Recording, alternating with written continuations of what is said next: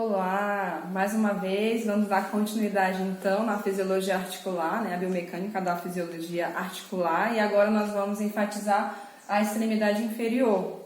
Tá? Na extremidade inferior nós temos quadril, nós temos joelhos e pé. Hoje nós vamos dar ênfase apenas no quadril, ok? No quadril nós temos então uma articulação que nós chamamos de coxo-femoral, tá? É onde há o encaixe do nosso fêmur, a nossa cintura pélvica, tá?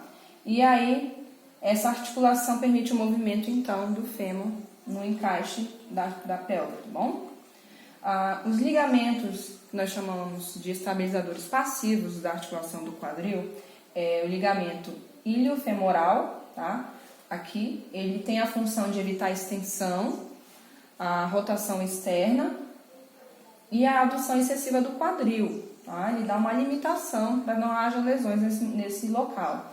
O ligamento pubofemoral, localizado mais no osso da pube, da cintura pélvica, ele tem a função de evitar a extensão, a abdução e rotação externa excessiva no quadril, também, auxiliando a evitar as lesões.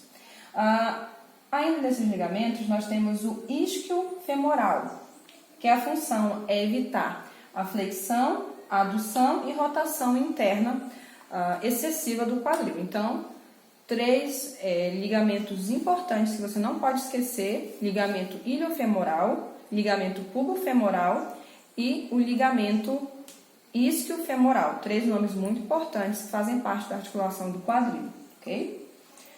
E os músculos? Os principais que estão ativos, dentro deles nós chamamos de complexo iliopsoas, o músculo ilíaco e o músculo psoas maior aqui. E eles ajudam então a fazer a flexão e rotação lateral do quadril, ok?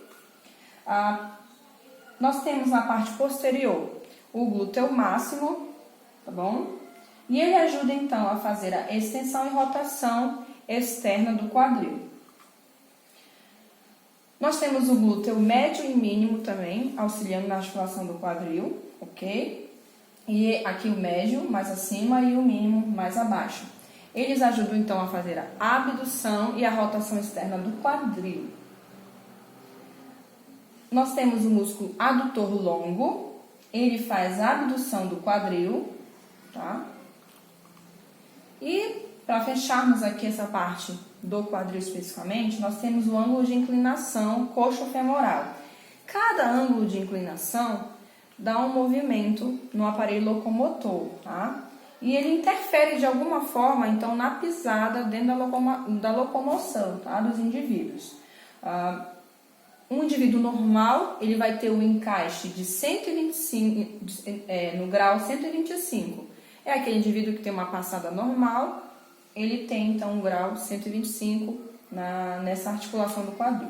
O indivíduo que a gente chama, como na figura B, que tem a coxa vara, ele tem essa articulação, o osso encaixado, no ângulo de 105 graus. A passada dele já vai ser diferente, isso já pode até interferir mais abaixo na ligação dele do joelho. Nós vamos ver isso na outra aula.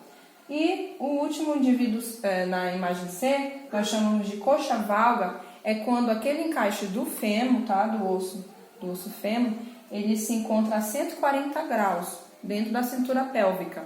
Então, isso vai interferir na passada do indivíduo, na sua locomoção e pode até interferir na saúde do indivíduo, tá bom?